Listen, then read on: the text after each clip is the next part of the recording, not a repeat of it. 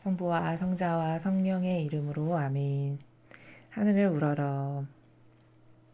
사랑하올 하느님 아버지 뜻 안에서 스승이신 예수님과 도움이신 성령님과 사랑하올 성모님과 성요셉 아버지와 성미카엘 대천사와 하늘의 모든 거룩한 천사들과 성인들의 정구를 청하며 기도드립니다.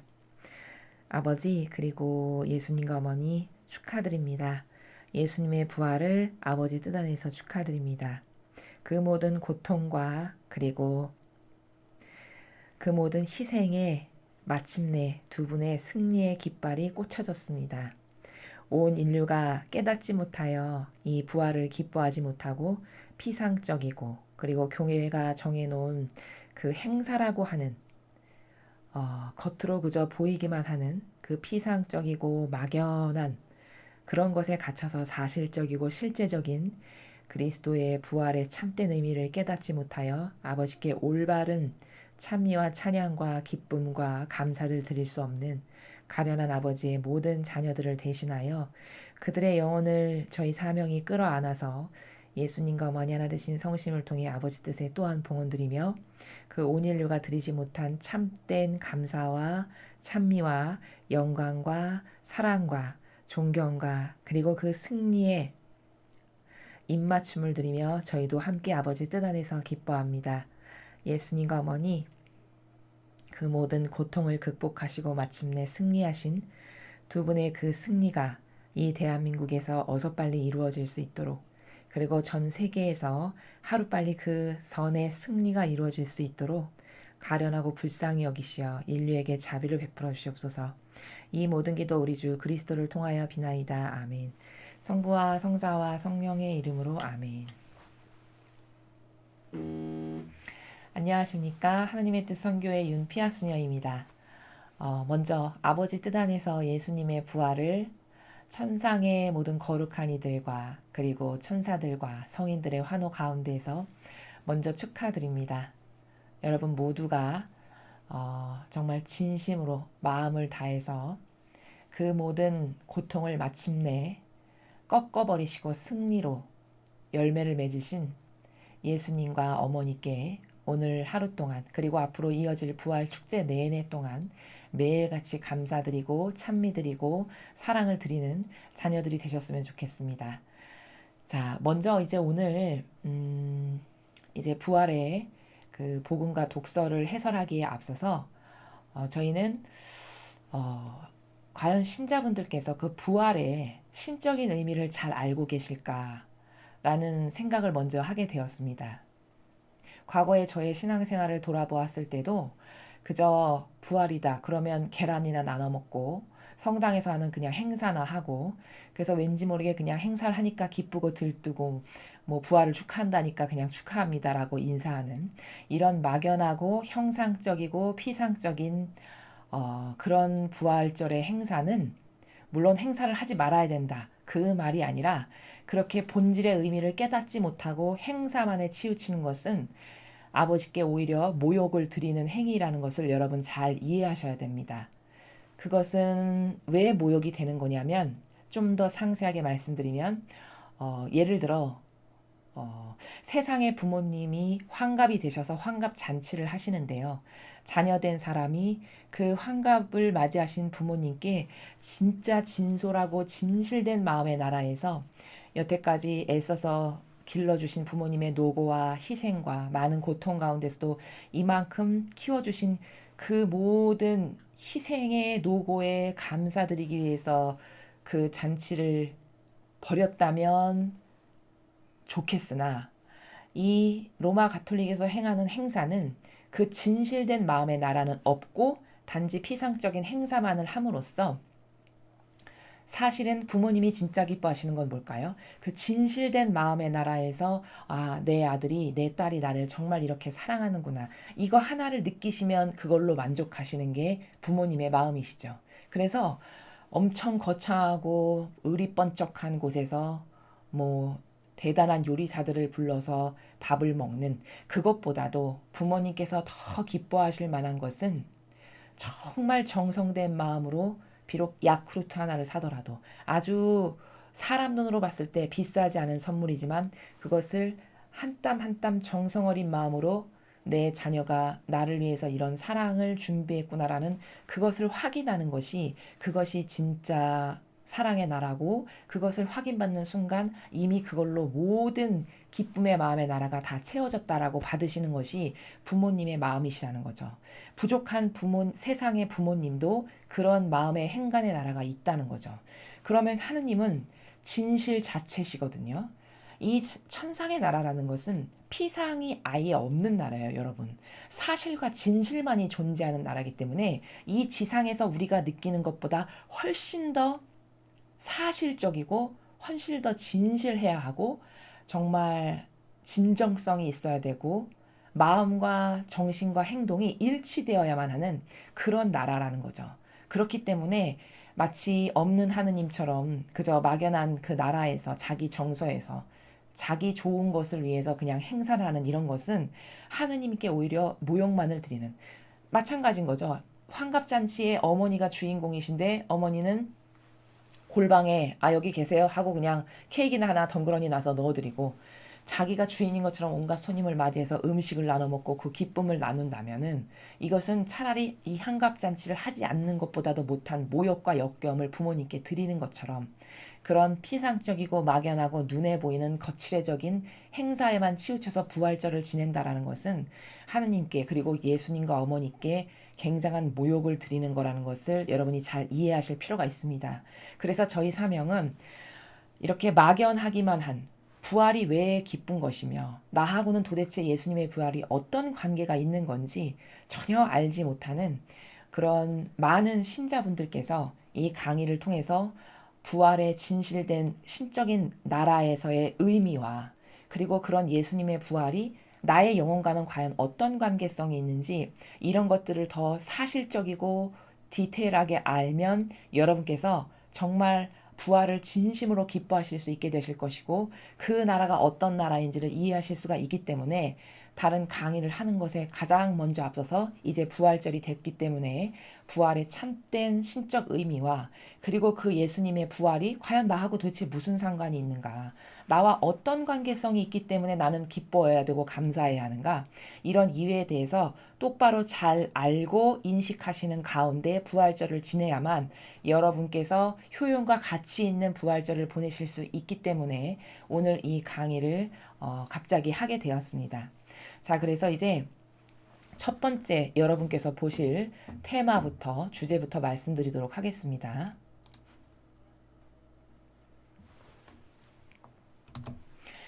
자, 오늘 가장 먼저 여러분께 말씀드릴 것은 부활의 신적 의미는 과연 무엇인가 라는 겁니다.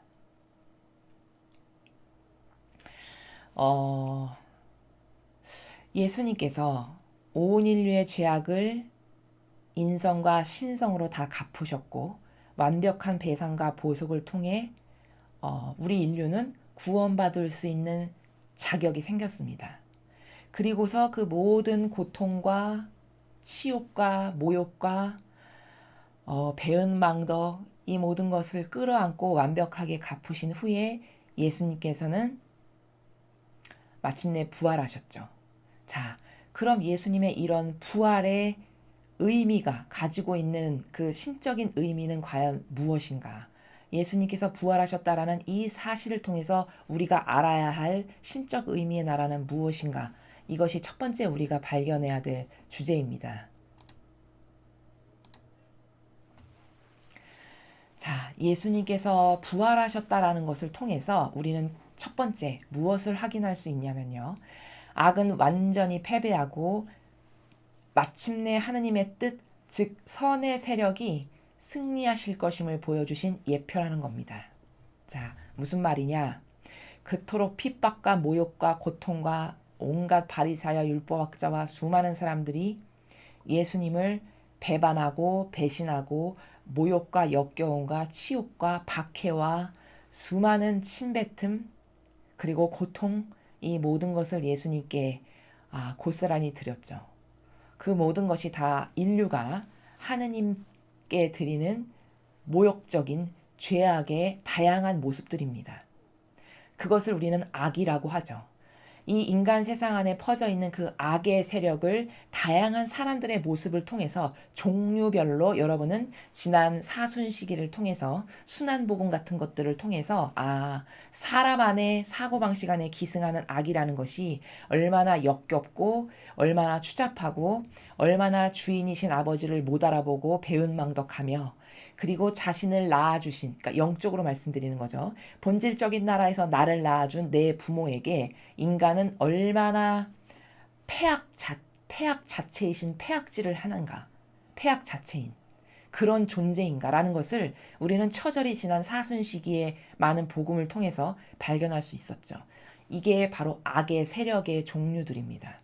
자, 우리가 지금 살아가고 있는 이 대한민국과 전 인류에도 이런 악의 많은 세력들이 있습니다. 그냥 모습만을 조금씩 달리할 뿐이에요. 뭐 그것을 부르는 관점의 나라에서 뭐 딥스테이트라고도 하고 혹은 빨갱이 무신론의 공산주의 세력이라고도 부르고요. 또 어떤 관점으로는 프리메이슨이라고도 부르고 또 다른 관점으로는 일루미나티라고도 부르고 이렇게 각각 다양한 명칭의 나라가 있지만 그 모든 것을 통칭하는 것은 하나님의 뜻 진리에 반하는 마귀의 세력이라는 것이죠. 근데 예수님은 이 마귀의 세력에 절대 굴복하지 않으셨어요. 그 모든 치욕과 모욕과 핍박을 온몸과 정신으로 다 받으셨죠. 마치 도살장에 끌려가는 순한 양처럼. 그렇게 다 받으시고 마침내 죽기까지 하셔서 완벽한 배상과 보속을 다 하셨죠.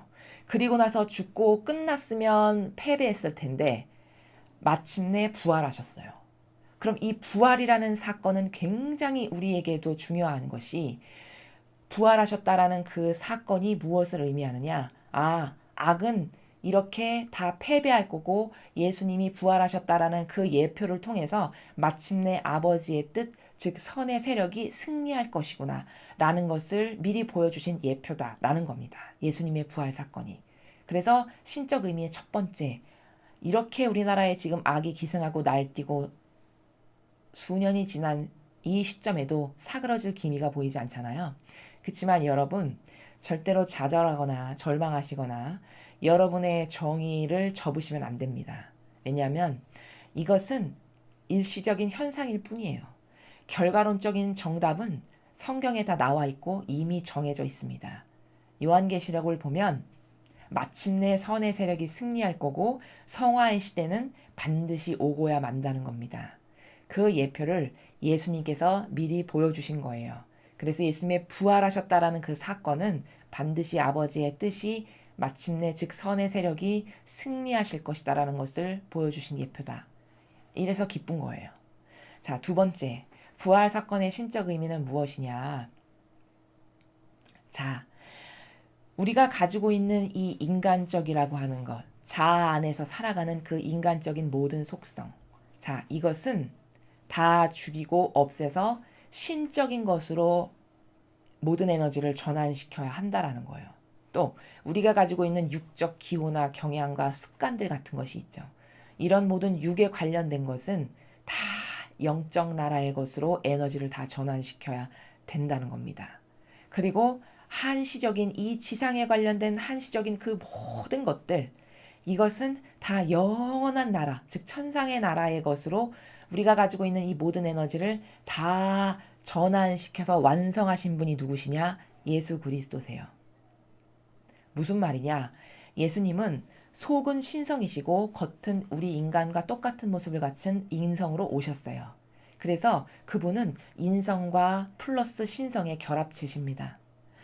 자, 그런데 우리랑 똑같이 한계적일 수밖에 없는 인성을 지니고 오셨는데 그럼 그분은 뭘까요? 예수님은 우리처럼 인간적인 것도 있으셨고요. 왜? 인성을 지니셨으니까요. 또 육적인 것도 당연히 가지고 계셨어요. 밥을 먹어야만 살고 잠을 자야만 살고 물을 먹지 않으면 죽는 이런 모든 육적인 것 그런 것을 가지고 계셨고 또 인간의 육을 가지고 계셨으니까 당연히 한시적인 생명이라고 하는 이런 것을 가지실 수밖에 없는 한계적 속성을 지니신 채로 지상에 오셨단 말이에요. 근데 그런 분이 이 악과의 처절하고 냉혹한 전투에서 다 승리하셨어요. 그 승리의 절정의 방점을 찍은 게 뭐냐? 부활하셨다라는 거예요. 이 악과의 전쟁에서 완전히 자신을 다 죽이고 모든 악에 대한 배상과 보복을 철저하게 하셔서 마침내 돌아가심으로써 방점을 찍고 그리고 부활로써 이 인간적인 것에 해당하는 모든 것을 다 신적인 것으로 승화시킨 이것의 첫 번째이자 마지막 예표가 되셨다는 거예요.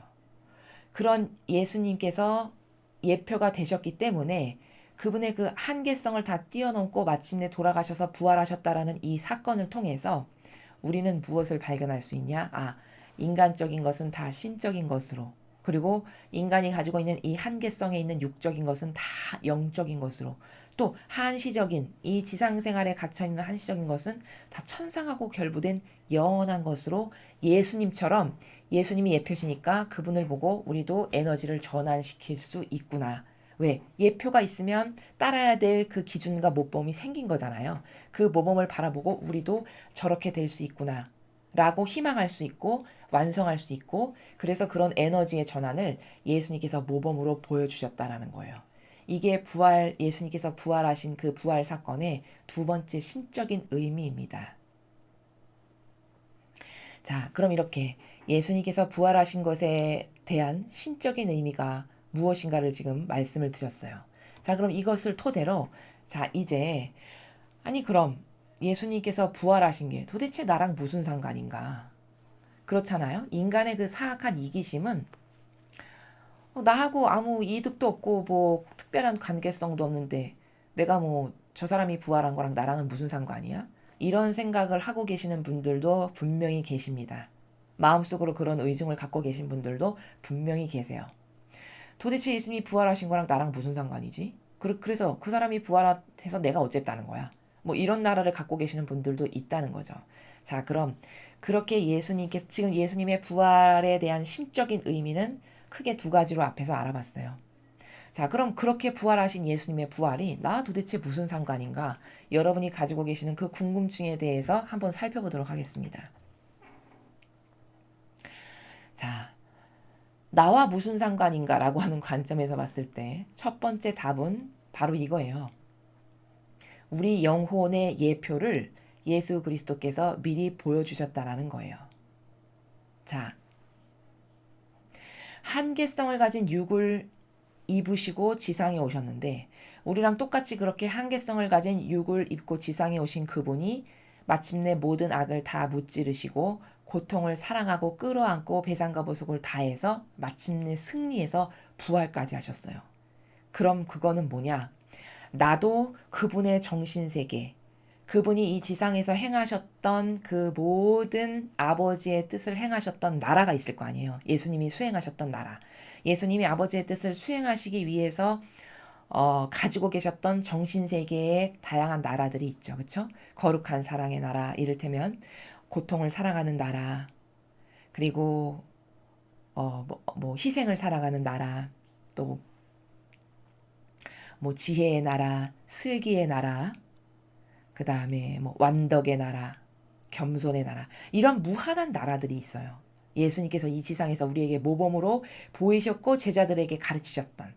자, 그럼 내가 그런 정신세계의 나라에서 살며 나도 예수님처럼 희생을 받아들이고 나에게 다가오는 고통을 모두 예수님과 같이 아버지를 사랑하는 마음으로 받아들여서 그것에 대해서 불평불만을 전혀 하지 않고 오히려 그 고통과 희생을 사랑하는 것을 영예로 여기는 그런 예수님과 어머니가 수행하셨던 나라를 내가 갖기를 원해서 그 정신세계에서 나도 이 지상에서 그렇게 산다.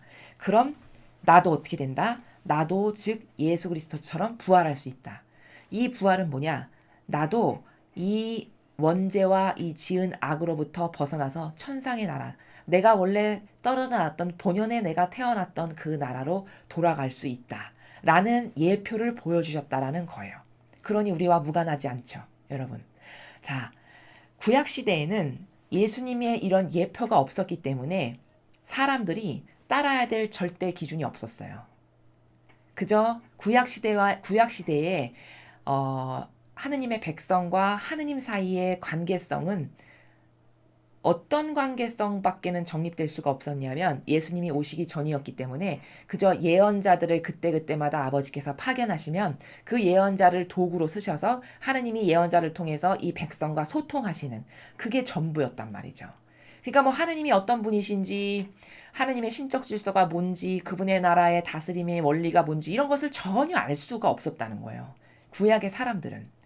그게 시대적 한계성이라고, 영적인 시대적 한계성이라고 제가 다른 강의에서 말씀을 드렸죠. 그건 그 시대적 한계가 그럴 수밖에 없었다라는 거예요. 그렇기 때문에 그 시대 사람들은 예수님과 같은 그런 모범적인 정신세계에 살고 싶어도 살 수가 없어요. 왜? 기준이 없잖아요, 모범이. 보고 배우고 보고 배워야 그걸 따라할 수 있는데 그런 기준을 아직 보내주실 때가 안 이른 거죠. 아버지의 입장에서 봤을 때는. 그러니까 그때는 그냥 인류를 다스리실 수 있는 방법이 아버지가 선택하신 예언자들을 통해서 그들을 도구로 예를 들면 뭐 모세와 같은 예언자죠. 너는 이렇게 하여라. 그럼 그 전달받은 모세가 백성에게 가서 아버지가 이렇게 하라고 말씀하셨다. 전하고. 그냥 이게 다였단 말이에요. 관계성이. 근데 신약의 시대는 다르죠. 확연히 다르죠. 신약의 시대는 아버지를 가장 잘 알고 그분과 한 몸 한 뜻이신 예수 그리스도께서 직접 오셨단 말이죠. 그러니까 하나님에 대해서 가장 잘 아시는 분이에요. 그 누구보다도. 그럼 그런 분이 아버지에 대해서 얼마나 많은 것을 가르쳐 주셨겠어요. 아버지는 이런 분이시다. 이런 하늘나라는 이런 나라다. 많은 것들을 제자들을 통해서 그리고 그 모여드는 군중들에게 늘 가르치셨어요. 그 진리의 세계 나라를. 그리고서는 모범을 또 보이면서 몸소 사셨죠. 그 정신세계가 뭔지를 당신이 먼저 모범으로 보이면서 사셨단 말이에요. 그렇기 때문에 신약을 통해서는 새로운 질서가 성립되기를 하나님은 이런 분이시구나. 하나님은 이런 걸 좋아하시는구나. 하나님의 세계는 이런 질서로 이루어져 있구나. 이런 것들을 차곡차곡 발견할 수 있게 돼요. 누구 덕분에? 순전히 예수님 덕분이죠. 그 모든 것의 질서의 예표요. 모범의 예표요. 수많은 기준들이 예수 그리스도셨어요. 그 기준이 하신 것을 보고 그 기준이 되시는 우리의 모범의 기준이 되시는 좌표가 되시는 그분이 수많은 고통과 희생을 묵묵히 다 감당하시고 끌어안고 사랑하신 후에 맺은 열매가 보니까 부활이야. 그럼 그건 뭐냐? 너도 이렇게 살면 부활할 수 있다. 라는 예표를 보여주셨다는 거예요. 그러니 우리와 전혀 무관하지가 않죠. 그 기준이 없었다면 우린 부활할 수 있는 방법도 몰랐을 것이고, 그쵸? 부활할 수 있는 기회도 없죠. 예수 그리스도께서 안 오셨으면. 이랬기 때문에 절대로 예수님의 부활이 우리와 무관하지가 않다는 거예요.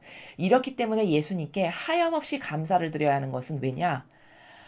내 죄를 대신 갚아주신 것만으로도 정말 감사할 노릇이죠. 그것은 죽는 날까지 감사를 드려도 다 못 갚을 만큼의 감사예요. 왜냐? 우리가 몇 가지 종류의 죄악을 일평생 동안 저지르는지 알지도 못할 만큼의 죄악을 저지르고 산다는 거죠. 우리가 기껏 죄라고 인식하는 수준은 초등학생이 빵 훔치지 않으면 죄 아니라고 생각하는 이 수준이 우리의 수준이에요. 죄악을 인식하는. 그러나 본질의 나라에서는 모욕죄와 모독죄가 구분이 될 만큼 상세하고 디테일한 나라라는 거예요. 그럼 여러분이나 저는 알지도 못하고 짓는 죄까지도 엄청 많다는 거죠. 이 백데이터를 보고 우리를 생각했을 때 이게 죄인지도 모르고 저지르는 죄악의 수까지도 헤아린다면 우리가 일평생 동안 저지르는 죄는 이루 말로 다 헤아릴 수 없을 만큼 종류가 많다는 거죠. 그런 것을 예수님이 당사자도 아니신데 죄악의 당사자가 아니시잖아요. 당사자도 아니신데 종류별로 다 갚으셨다는 거예요. 한두 개를 갚으신 것도 아니고. 그랬기 때문에 5천 몇백 대가 넘는 매를 왜 맞으셨냐. 그 매 하나하나 한 대 한 대는 다 뭐냐면 인간이 저지르는 죄악의 갖가지 종류예요. 다 다른 종류. 그러니 여러분 인류가 얼마나 많은 종류의 죄악으로 아버지께 모욕을 드리는지 이해가 되십니까? 5천 가지도 넘는 종류의 죄악으로 아버지께 매일같이 모욕을 드리는 거예요. 우리라는 존재의 수준이. 이런 인간을 지으셨다라는 그 책임감과 사랑 때문에 와서 완벽한 배상과 보복을 하신 분이 예수님이세요. 이런데 어떻게 우리랑 무관한가요? 그쵸? 그 완벽한 배상도 모자라서 예표를 딱 제시하신 거예요. 너의 정신세계와 너가 추구하는, 너가 갈망하고 네가 반향하는 나라가 이와 같다면 내가 보여준 모범에 너가 몇 퍼센트나 근접하고 몇 퍼센트의 순도로 나와 똑같이 용해돼서 살았는지에 따라서 네가 가야 될 나라가 다르다. 라는 게 답이에요. 그 예표를 우리에게 보여주셨다라는 거예요. 미리. 그래서 그렇게 살면 우리도 부활하리라는 것을, 우리도 다시 천상의 나라에서 영원히 살 거라는 것을 예수님이 미리 보여주셨다라는 점에서 부활 사건이 얼마나 우리에게 중요하며 감사하고 기뻐해야 할 일인가 라는 것을 우리가 얼마든지 발견할 수 있죠. 두 번째, 두 번째 말은 무슨 말이냐? 예수님의 완벽한 배상과 보상 때문에 창조 이래 최초로 하늘과 땅 사이에 신적 개통이 이루어졌다라는 이 관점. 이것은 무슨 말이냐면, 아까도 설명드렸듯이 과거 구약의 시대는 하느님과 소통할 수 있는 방법이 인간에게 없어요. 예언자나 선견자가 없으면 인간은 하느님과 소통 불가능해요. 과거 구약 시대에는. 그랬기 때문에 하느님께서 인류를 다스리는 방법을 예언자를 각 시대별로 다 두신 거예요. 하느님의 일꾼들을. 그래서 소통 가능한 그들을 통해서 아버지가 그들에게 말씀하시고, 그러면 그들은 그 말씀을 그대로 백성에게 전하는 이런 시스템 사이에, 이런 시스템의 나라에서 인류를 다스리셨어요. 아버지께서. 그게 그 시대는 그렇게 다스릴 수밖에 없는, 마치 과학기술이 과거에 경운기 타고 다니던 시대에는 비행기를 절대 알 수 없듯이, 이를테면 그런 시대적 한계성의 나라에서 아버지가 인류를 다스리시는 방법이었다라는 거예요. 근데 신약으로 넘어오면서 예수님이 오셨잖아요. 근데 예수님이 우리의 모든 죄악을 종류대로 다 배상과 보속을 하신 것도 모자라서 무엇까지 해주신 거냐면, 이 인간이 가지고 있는 여러 가지 다양한 속성들이 있잖아요. 이 인간이 가지고 있는 이 인성과 자아와 기호와 경향 안에 우리가 가지고 있는 다양한 인간의 속성들, 여러 가지 오감의 그 감정의 나라라든가 이런 인간의 다양한 속성들을 예수님이 우리와 똑같은 인성을 입고 계셨기 때문에, 즉 우리와 똑같은 이 속성, 인간이 가지고 있는 속성을 예수님도 다 가지고 계셨다는 거예요. 우리랑 똑같이 느끼시고, 똑같이 아프셨고, 똑같이 보시고, 똑같이 미각으로 느끼실 수 있고, 똑같이 냄새 맡으실 수 있고, 똑같이 귀로 들으실 수 있는, 이렇게 똑같은 우리와 같은 한계적 육을 가지고 계셨어요. 그렇기 때문에 예수님께서 이 완벽한 사명의 수행이 끝나고서 십자가상에서 돌아가셨을 때는 인간의 속성이 가지고 있는 이 인간의 속성까지도 다 끌어안고 돌아가셨고 부활하셨기 때문에, 이제 하늘과, 즉 하느님 아버지와 인간은 과거처럼 모세나 구약의 훌륭한 이런 선견자들이 없어도 다이렉트로 소통이 가능한 나라로 하늘과 땅이 개통이 딱 된 거예요. 무슨 말이냐? 인간의 같은 속성을 지니고 계신 예수님께서 인간의 죄악만 배상하고 보속하고 돌아가신 것이 아니라, 그 자신이 가지고 계신 인간의 한계적 육의 속성과 이 인성의 속성까지도 가지고 가신 채로 돌아가셨고, 그 채로 부활하셨고, 그것을 아버지께 다 봉헌드렸기 때문에 이제 이 인간이라고 하는 속성과 아버지는 소통이 가능한 나라의 개통의 그 구멍이, 하늘과 땅 사이에 개통의 나라가 하나 뚫렸다라는 겁니다. 여러분, 이건 엄청난 축복이에요, 인간에게. 그래서 지금 시대는요, 여러분이 하느님 아버지와 어떤 소통을 하고 싶고, 그분과 용해되고 싶고, 그분의 뜻 안에서 살고 싶고, 이런 기타 등등 예수님의 말씀을 알아듣고 싶고, 예수님과 소통하고 싶고, 또는 어머니 말씀을 알아듣고 싶고, 어머니와 소통하고 싶고, 이런 영적인 교감과 교류를 나누기 위해서 모세와 같은 선견자가 필요치 않아요. 지금 시대는 여러분의 정신세계가 얼마나 자아와 인성을 배제하고 얼마나 클린한 상태에서 인간적이고 육적인 것을 배제시킨 가운데 예수님과 성모님의 정신세계에 여러분이 몇 %나 용해되고 그 두 분의 정신세계와 몇 %나 흡사해졌고 동일해졌느냐에 따라서 하느님과 다이렉트로 소통이 가능하고, 즉 예수님과 어머니의 말씀도 여러분이 다 직접 얼마든지 들으실 수 있는 이런 놀라운 시대가 됐다는 거예요. 과거 구약의 시대는 이거 상상도 할 수 없는 시대였다는 겁니다. 그래서 지금 제가 말씀드리는, 저희 사명이 매일매일 알려드리는 이 성경의 모든 진리들은 여러분께서 자신의 자아를 물리쳐 이기고 자신을 돌보는 세계가 아예 없어졌다. 그럼 그리고서는 예수님과 성모님이 가진 속성을 갈망해서 거기에 많이 용해되면 용해될수록 여러분은 이제는 지금은 성화의 시대이기 때문에 각각 개개인을 예수님과 어머니께서 다 만나주실 수 있는 시대가 도래했어요. 이건 영적으로 엄청난 발전이에요. 그럼 이건 다 누구 덕분에 가능해진 거냐? 이건 순전히 예수님 덕분에 가능해진 거예요. 예수님께서 그 모든 인간의 속성을 가지고 하늘로 올라가셨기 때문에 그 속성이 즉 하늘의 아버지께 도달됐기 때문에 이제 개통이 된 새로운 세상이 됐다는 것. 그래서 여러분은 신적인 세계와 얼마든지 여러분의 갈망과 열정과 그리고 여러분의 반향의 정도에 따라서 그 진리에 대한 혹은 진리의 그 참된 진실과 사실의 나라에 대한 여러분의 반향의 정도에 따라서 얼마든지 예수님이나 성모님과 직접 소통이 다 가능한 시대가 지금 우리가 살아가고 있는 이 놀라운 시대다. 그래서 성화의 시대는 어떻게 천상의 책에서 이야기하냐면 여러분이 마음 먹기만 하면 축복이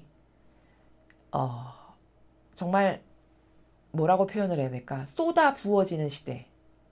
여러분의 반향과 갈망의 크기와 자신을 비우는 그 여러분의 순도와 속성과 정도에 따라서 열망의 정도에 따라서 은총을 받으려고 하면 얼마든지 아버지께서 차고 넘치도록 쏟아 부으시는 시대가 지금의 시대라는 거예요. 그러나 반대로 악도 그만큼 세게 날뛰고 기승하겠죠. 은총이 많은 곳엔 당연히 악도 많은 법이거든요. 그렇기 때문에 정신세계가 이렇게 하느님 아버지와 예수님과 어머니의 정신세계를 갈망하거나 진리를 좋아하거나 선의 이 아버지의 진리의 선을 갈망하는 세계가 없고 이 정신이 병들어가지고 이런 빨갱이 무신론 이 공산주의 세상이 좋아하는 그 자비의 속성 있잖아요.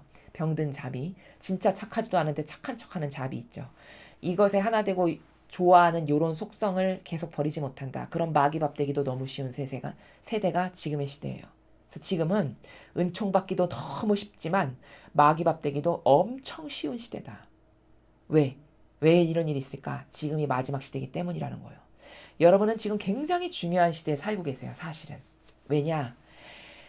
수능 시험 보기 직전인 고3이 인생에서 굉장히 중요하듯이 지금은 여러분이 지금 시험을 보고 계신 건데 영적으로 이제 그 시험을 봐서 테스트가 딱 종결이 될 시간이 얼마 남지 않은 마치 이를테면은 고1이면 좀 마음이 여유가 있을 텐데 여러분은 고3 막바지 한 달을 남겨놓은 그런 위치와도 같은 시대에 우리가 지금 살아가고 있어요. 그래서 이 마지막 시대는 반드시 망할 거고요. 인간의 뜻이 통치하고 다스리는 그 인간의 제도와 전통이라고 하는 인간이 만들어 놓은 신적 질서 아닌 것 있죠. 이것이 다스렸던 수천 년의 역사는 반드시 패망할 거예요. 이건 제 말이 아니라 요한계시록에 나오는 내용입니다. 그리고 아버지 뜻이 다스리시는 성화의 시대는 반드시 도래하고야 맙니다. 왜? 아버지가 말씀하신 것은 지금까지 수천 년 동안 이루어지지 않은 게 단 한 번도 없기 때문이에요. 무서운 사실이죠. 그렇기 때문에 성화의 시대, 즉 진리만이 온 세상의 그 누구도 따라야 될 기준이라고 말하지 않는 사람이 단 하나도 없는 이렇게 아버지의 뜻만으로 평정되고 다스려질 세상이 반드시 온다는 거예요. 근데 그 새 세상이 오고 마지막 시대가 망해가는 이 과도기에 지금 우리가 살고 있어요. 그렇기 때문에 이때 어떻게 반향하는가는 내가 죽기도 하고 살기도 하는 이 기로에 여러분이 지금 그 기로에 놓인 상황이라는 것. 여러분의 영혼이. 그렇기 때문에 이 시대는 특별히 어떻게 이 진리의 나라에 반영하는가에 따라서 여러분이 지옥 갈 수도 있고 천상의 나라에 갈 수도 있는 그 결정적 갈림길에 놓여 있다는 것을 절대로 잊으시면 안 됩니다. 그래서 예수님의 부활이 나하고 무슨 상관이에요? 이런 의문을 얼마든지 가지실 수 있어요. 이 교회가 가르치지 않고 배운 바 없기 때문에. 그럼 지금 1번과 2번의 이유 때문에 여러분 이 모든 좌표 설정을 예수님이 하셨고요. 하늘과 땅을 개통하는 통로를 뚫어 놓으셨어요. 그렇기 때문에 순전히 이 예수님의 고통과 희생과 이 모범적 좌표의 기준 설립 때문에 우리는 따라가야 될 목표도 생겼고 기준도 생겼고 또 하느님과 소통할 수 있는 방법의 나라도 열어놓으셨기 때문에 이젠 얼마든지 누구나 마음만 먹고 똑바로 반영하면 신적으로 예수님과 어머니와 소통이 가능하고 알아들을 수 있고 영적으로 반영할 수 있는 이런 새 세상이 열렸다는 거예요. 이게 다 누구 덕분이냐는 거죠. 이건 순전히 예수님 덕분이에요. 예수님이 오시지 않았고 예수님이 이런 희생과 배상과 보속으로 우리를 살리시는 이런 거룩한 고통을 하시지 않았으면 우린 희망 없는 존재로 그냥 죽어버리고 말았을 이런 피조물에 불과하다는 겁니다. 이런 이 부활이 왜 우리와 상관이 없습니까? 이 예수님의 부활 사건은 영적으로 엄청나게 중요하고 우리에게 매우 의미 있고 죽을 때까지 감사를 드려도 다 그게 완벽한 감사가 되지 못할 만큼의 엄청난 영적인 보물을 이 자격 없는 인류에게 주신 위대한 사건이라는 겁니다. 이렇게 예수님께서 다 예표로 이 부활 사건을 통해서 우리도 부활할 수 있다는 예표를 보여주셨고, 두 번째로 이 예수님께서 인성을 가지고 돌아가셨고 그것을 다 아버지께 바쳐드렸기 때문에 이 인간의 이 모든 속성과 이제 하늘나라는 뚫린 개통의 시대가 새로운 시대가 됐다는 것. 그래서 이 신적 개통을 통해서 우리는 마음만 먹으면 얼마든지 소통이 가능한 새로운 정신세계가 열렸다라는, 과거에는 단 한 번도 이런 걸 살아본 적 없는 과거 사람들은 한 번도 살아본 적 없는 영적 세계를 지금 이 21세기에 살아가는 사람들은 얼마든지 마음만 먹으면 살아갈 수 있으나 배우질 못하고 깨닫질 못하고 알질 못하기 때문에 갈망조차도 할 수 없는 이런 비참한 시대라는 겁니다.